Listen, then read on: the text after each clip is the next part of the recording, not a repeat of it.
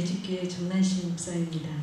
오늘 하나님의 귀한 말씀은 다니엘서 6장 27절부터 28절 말씀 제가 봉독해 드리겠습니다. 그는 구원도 하시며 건져내기도 하시며 하늘에서든지 땅에서든지 이적과 기사를 행하시는 이로써 다니엘을 구원하여 사자의 입에서 벗어나게 하였더라. 이 다니엘이 다리오 왕의 시대와 바사사랑 고레스 왕의 시대에 형통하였더라. 아멘. 오늘 설교 제목은 다니엘의 형통이란 제목으로 은혜를 받으려고 합니다. 다니엘서 6장을 보면 다니엘이 바벨론의 포로로 끌려가서 이방나라 다리오 왕이 세 총리를 가지고 나라를 다스릴 때에 다니엘은 세 총리 중에 하나로 세움을 입습니다. 다니엘은 그들보다 영적인 능력과 지적인 능력이 월등하였기 때문에 다리오 왕의 총애를 받게 되고 최고의 총리로 대우를 받게 됩니다. 이것을 시기한 그 두 명의 총리와 고위 관료들이 다니엘의 허점과 잘못된 부분을 찾아내려고 애를 썼지만 아무런 흠도 잡아낼 수가 없었습니다. 그는 하나님을 경외했고 올바르고 신실했기 때문에 기도하는 것 외에는 찾을 수가 없을 때에 그 관료들은 왕께 칙령을 내려 달라고 부탁을 합니다. 그게 뭐냐면 다른 신에게나 인간에게 기도를 올리면 누구든지 사자굴에 던져 넣을 것이라고 하는 칙령을 내려달라고 하므로 그 다니엘을 죽이기 위해서 왕의 칙령을 받아내서 조서를 내리게 합니다. 그럴 때에도 다니엘은 여전히 예루살렘을 향하여서 하나님 앞에 하루에 3번씩 무릎 꿇고 감사하며 기도했습니다.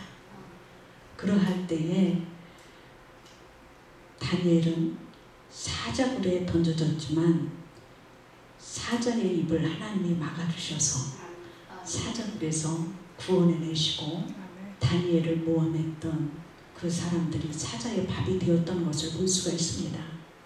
이 말씀을 통해서 다니엘은 어떻게 형통한 자가 되었는지 같이 은혜를 나누고자 합니다. 다니엘을 보면 첫 번째로 다니엘은 믿음의 사람이었습니다. 다니엘은 바벨론에 포로로 끌려갔지만 뜻을 정하여서 하나님 한 분만을 섬기기로 작정을 했습니다. 그리고 우상에게 바쳐진 제물을 먹지 않기로 뜻을 정했습니다. 그리고 하나님 앞에 기도하기로 작정을 했습니다. 다니엘은 어린 시절부터 죽는 순간까지 하나님에 대한 절대 신앙의 순결과 지조를 사수했습니다.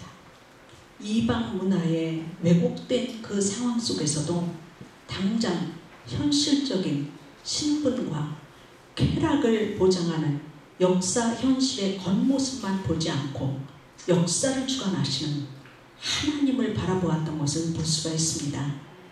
세상 권세의 힘이 무서워서 목숨을 구하기 위해서 하나님을 향한 믿음을 저버릴 것인가, 아니면 죽더라도 믿음을 지킬 것인가, 이러한 문제에 부딪혔을 때에도 다니엘은 죽음의 위협 아래서 하나님을 선택했고 하나님을 믿음을 갖는 귀한 일을 했던 것을 볼 수가 있습니다.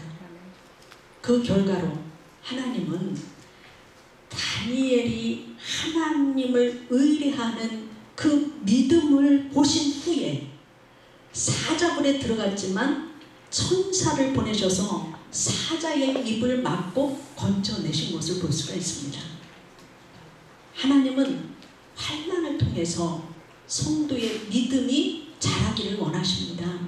성도는 환난 중에 세상을 의지하지 않고 하나님을 끝까지 의지할 때 천사를 보내서 다니엘을 도우신 그 하나님의 도움의 손길을 체험하게 하실 줄로 믿습니다. 아멘. 전적으로 하나님을 의뢰하는 믿음의 성도가 되기를 주의 이름으로 축원합니다. 두 번째로는 다니엘은 성실한 삶을 살았던 것을 볼 수가 있습니다. 다니엘은 신실한 사람이었습니다. 하나님의 율법 앞에 흠없는 삶을 살았습니다. 다니엘은 하나님 앞에나 사람 앞에서 충성된 사람으로 인정받았습니다.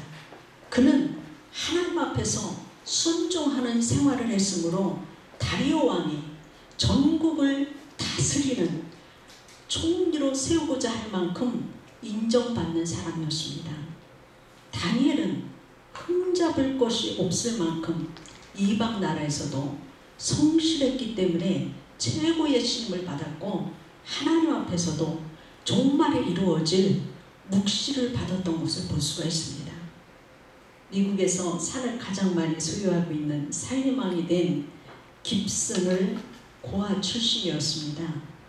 하루는 고아 안에서 같이 자란 그 친구가 찾아와서 요즘 어떻게 지내느냐고 물어보니까 그 친구가 내일이 보장되는 일이 없고 배경도 없고 기댈 언덕도 없어서 그냥 지낸다고 그러면서 내가 이렇게 찾아오는 것은 부자가 되는 법을 배우러 왔다고 이렇게 얘기를 했습니다. 그 말을 들은 깁슨이 친구에게 그러면 내가 시키는 대로 10년간 해보고 그래도 부자가 되지 않으면 내 재산 절반을 자네에게 중세 하면서 3가지 약속을 받아서 썼습니다.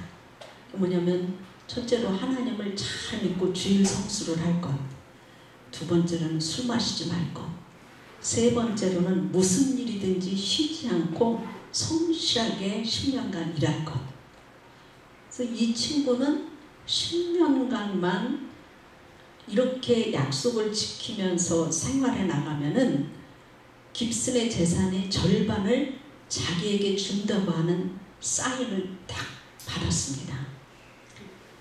그래서 집에 돌아오는 길에 철공소 직원 모집 공고 그게 나와 있어서 철공소 직원으로 취직을 했습니다. 예전 같으면 품삯이 적다고 불평하라고 한 달이면 그만뒀는데 10년만 견디면 재벌의 재산 절반을 준다고 하는 것 때문에 월급이 적다고 다툴 필요가 없었습니다. 웃으면서 일하니까 일 잘한다고 월급을 올려줬습니다. 주일 성수를 했습니다. 술 마시지 않았습니다. 돈이 모여지기 시작을 했습니다. 사장이 눈여겨보다가 믿음 좋은 딸과 결혼시켰습니다. 10년 후에 깁슨을 만났을 때 큰 철공소 사장이 되어 있었습니다. 아멘. 그는 깁슨에게 배운 성실함의 덕인 줄 알고 감사했어요. 아멘.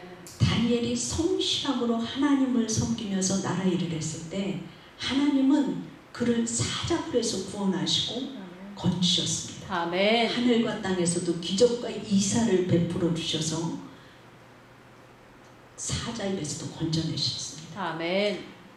믿음의 행함을 더하시고 성실함으로 하나님의 사람 앞에 인정받기를 주의 이름으로 축원합니다. 아멘. 마지막으로 다니엘은 지혜 있는 사람이었습니다.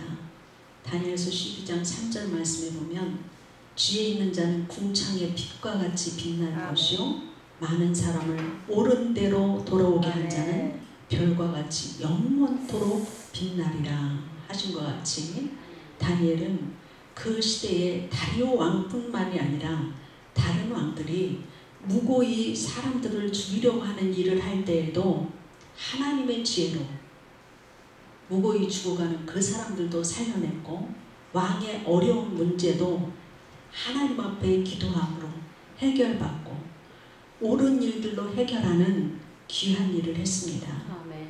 세상 나라는 그 권세가 영원하지 못하고 끝이 있습니다.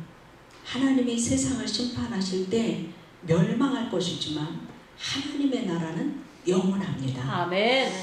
영원하신 하나님을 바라보고 아멘. 영원하신 하나님의 말씀을 믿으시고 아멘. 영원하신 하나님의 뜻을 행하는 지혜로운 삶이 되기를 주의 이름으로 축원합니다. 아멘. 다니엘이 이방 나라에서 그 다리오 왕의 입에서 살아계신 하나님, 구원도 하시고 건져내시는 하나님, 하늘과 땅에서 기적과 이사를 행하시는 하나님, 그 하나님의 나라는 영원하고 하나님의 권세가 영원하다고 하는 고백을 하는 것을 다니엘을 통해서 하겠던 것을 볼 수가 있습니다. 아멘.